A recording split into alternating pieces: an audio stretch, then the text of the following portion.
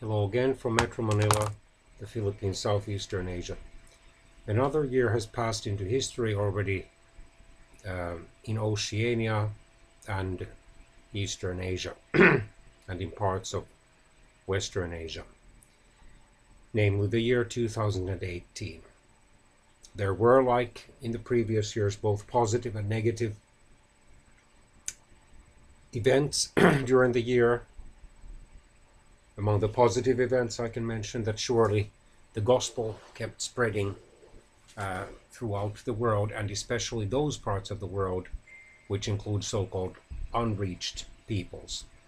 Like in many Islamic countries, especially those that forbid all kinds of evangelistic and missionary ministries, where the Christian missionaries and ministers of the gospel often have to, or usually have to, have secular occupations like those of a teacher, researcher, linguist, a medical doctor, nurse, business person, carpenter, maybe public relations consultant, journalist, and so forth. But despite all the restrictions, the gospel kept spreading throughout the world, even though, of course, most of the secular media ignored it. There were various outreaches throughout the world, and such media missions organizations as the IRR-TV kept reaching new people for God's kingdom. And yes, many humanitarian organizations, Christians and other ones, kept helping those who are hurting and suffering. And yes, there were acts of kindness and compassion on the part of Christians and other people towards those people who are clearly destitute, who have desperately looked for safe countries to settle in because their own countries and many neighboring and other countries are so unsafe, so dictatorial, so war-torn, and so forth. And they were taken in, and at least some were given asylums even in 2018. And well, we can say that the fact that more countries did not have serious political crises, more countries did not have coups, more countries did not have civil wars, whether ongoing ones or new ones, can be regarded as positive signs, because things could have been and would have been worse had the good Lord not had his hand over the world. Such civil wars as the Ukrainian, Syrian, and Yemeni ones, unfortunately, are still going on. Venezuela is facing a mass exodus of its people because so many Venezuelans want to live in freedom rather than under the authoritarian/dictatorial rule of their president, Nicolas Maduro. Mexico and the United States are locked in a dispute over the so-called border wall, even though at least one key official of US President Donald Trump has admitted that actually Trump has abandoned plans for concrete walls. Trump himself, in a recent Twitter message, claimed that the wall will actually consist of steel slats. And so far, most of what Trump has claimed has been construction of the wall has simply been reinforcement of the already existing fences along the wall. Obviously, even if the wall was or is completed, it would not keep out all illegal immigrants, because the US-Mexican border is not the only border, nor the only point of entry into the United States. The United States and Canada have a long border which is unfortified, and while illegal immigration is rather rare on that border, it does happen, and unfortunately it seems to be happening both ways. Then the United States has a long western or Pacific coast, which is also a point of entry and it has a long eastern or Atlantic coast, which is another point of entry. So again, Donald Trump seems to be simplifying the truth. American Christians are divided over the question of whether they should support President Trump or not, because while a number of prominent Christian leaders such as Reverend Franklin Graham continue to support him and claim that despite his sinful behavior he's still defending the Christian faith, how exactly he is doing that, they are short on specifics usually to say that. Basically, they seem to be arguing that under Hillary Clinton, had she won the US presidential elections of November 2016, the United States would be an even more godless country than it is now. But yet, abortion is still legal throughout the United States. Same-sex marriages are still legal throughout the United States. There's still a lot of pornography and prostitution and crime. There's still a lot of swearing, and even President Trump occasionally swears publicly. There's still a lot of nasty behavior and often mutual insults traded.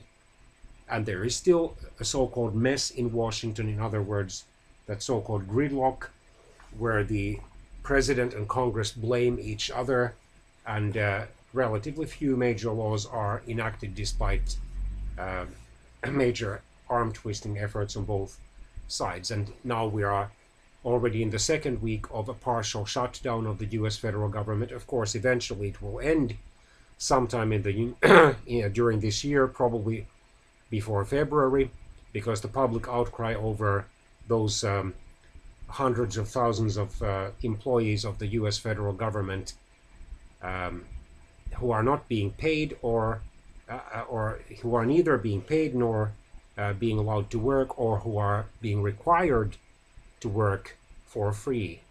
The outcry will simply become too great. Much more compromise would be needed, but a significant number, and probably a growing number, of US Christians are rebuking President Trump for his sinful behavior and are praying for him, both of which are correct biblically defended actions, and are praying above all that his life would start manifesting at last signs of his alleged conversion to Christianity some 2.5 years ago, in or around June 2016. So far, especially his language in his Twitter messages and some of his public appearances is basically that of an unconverted, unsaved person. Of course, none of us can say with 100% certainty what President Trump's standing before God is, but that unfortunately seems to be the case now. Well, leaving Trump aside, Canada will hold a new federal election in October 2019. The recent opinion polls have shown the governing Liberals and the main opposition party, the Conservatives, running virtually neck and neck with each party with about 35% support.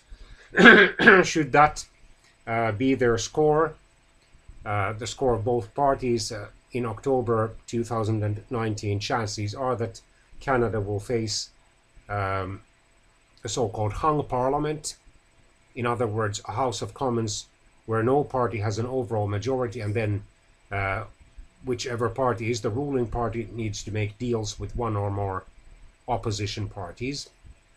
Mexico has a new left-wing president who has even promised to resign if he doesn't fulfill his major campaign promises. We will soon find out if that is going to be the case.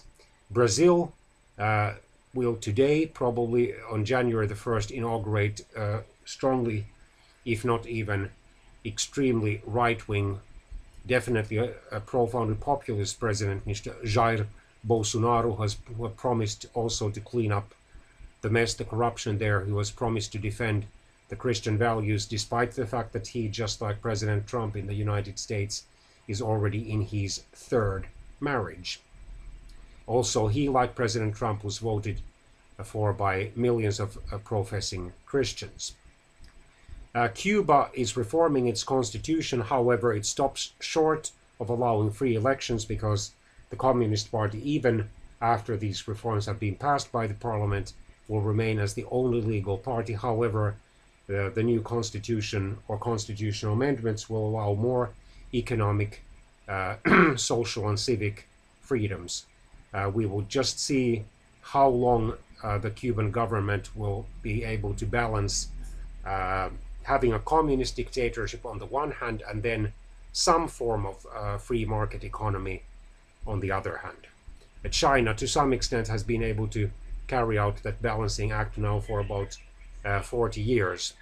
But there too, the pro-democracy movement, while it is suppressed, it still exists, and sooner or later there may be another clash, similar to the Tiananmen Square protests, which resulted in some deaths almost 30 years ago.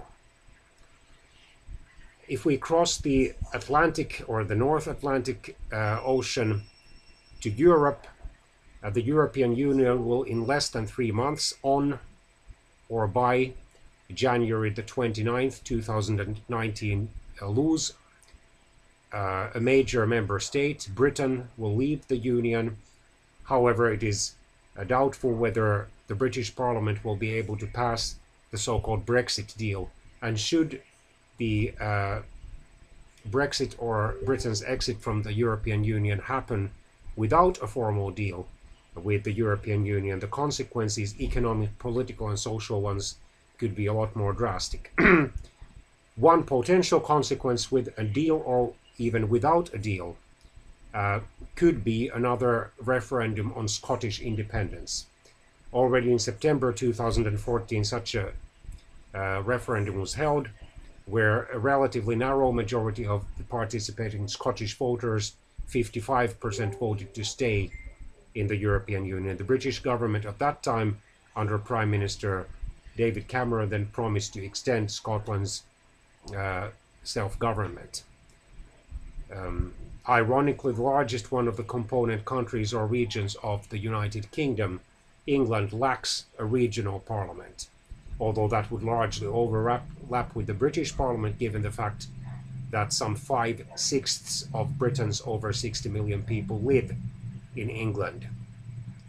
The remaining 1/6 then live in Wales, Scotland, Northern Ireland, and then in the smaller regions like the Guernsey and Jersey Islands, the Isle of Man, the Hebrides, Shetland, and Orkney Islands. The European Union will hold its parliamentary elections in late May 2019. They are likely to result in yet another low turnout and in yet another protest vote against the mainstream political parties, whether center-right or center-left ones, likely. The right-wing populist and Eurosceptic parties and groups will once again benefit. But given the fact that the European Union's parliament is not a typical national legislature and it has more limited powers than most national ones, it is doubtful that these anti-European Union and Eurosceptic parties will be able to gain cabinet positions on the European Commission. Switzerland continues to have its special relationship with the European Union with bilateral treaties, but refuses to join the European Union, as do, for example, Iceland and Norway. Britain wants to maintain some economic ties with the European Union even after its impending exit. Britain could even see another snap election should the Parliament manage to pass a non-confidence motion against the Conservative Prime Minister Theresa May. But whether then the Labour Party under its current leader Jeremy Corbyn would be able to win a workable majority in a snap election, given the fact that the British voters, like most other Western democracies, voters are increasingly critical, skeptical, and even cynical about the mainstream political parties, remains doubtful. Russia had outwardly a fairly stable year. In 2018, its authoritarian/dictatorial president Vladimir Putin was, as expected, easily re-elected to yet another term, this time a 6-year one, in March 2018. But underneath, of course, there is a lot of discontent. Russia is neither a Western-style democracy nor a full dictatorship. It does have regular elections at the federal level, the presidential and parliamentary ones, and then regional level elections and municipal elections. However, the elections often are neither free nor fair because in most cases the same party, United Russia, wins them, as it has won since the 1999 parliamentary elections. Germany is now giving its prospective next federal chancellor, Mrs. Annegret Kramp-Karrenbauer, a kind of training period without her still being officially nominated or elected as the new federal chancellor, because in December 2018 she became the ruling Christian Democratic Union's chairperson. The embattled federal chancellor Angela Merkel had announced in October that she would no longer seek a new term at the helm of her party. She also announced that she would not lead the party as its federal chancellor candidate into the next parliamentary elections that should be held in September 2021. France has been torn apart, at least figuratively speaking, by those Gilets jaunes or yellow vests protests. At first they protested the proposed increases to the gasoline prices. When those were cancelled by President Emmanuel Macron and Prime Minister Edouard Philippe, the protests continued, although by the end of December they seemed to be gradually diminishing. They demand more democracy, a more democratic system, apparently, more direct democracy, more referendums and so forth. It remains doubtful how clear their agenda is and to what extent those reforms can be implemented, and who will eventually be the biggest beneficiaries of that protest movement. Will the far-right Front National or National Front Party of Ms. Marine Le Pen finally be able to crack the mainstream political party's hold on power when she probably will run in the next French presidential elections of 2022, or will another partly mainstream and partly reformist politician like Emmanuel Macron still be able to pose him or herself as the lesser of two evils, the safer candidate to win the next presidential elections? Anyway, President Macron is now profoundly unpopular, although not quite as unpopular as his socialist predecessor François Hollande was before deciding in the autumn of 2016 not to seek a second term in office. Spain and Italy both received new prime ministers in 2018. Both are still in power, while the Spanish prime minister is a socialist. The Italian prime minister is a right-wing populist and a Eurosceptic, and it remains to be seen how long they will be able to govern those politically, economically, and socially turbulent countries, which, as southern European countries and Mediterranean countries, also are among the favorite destinations of would-be legal and illegal immigrants and refugees and refugee claimants from northern Africa, partly also from the Middle East or Western Asia.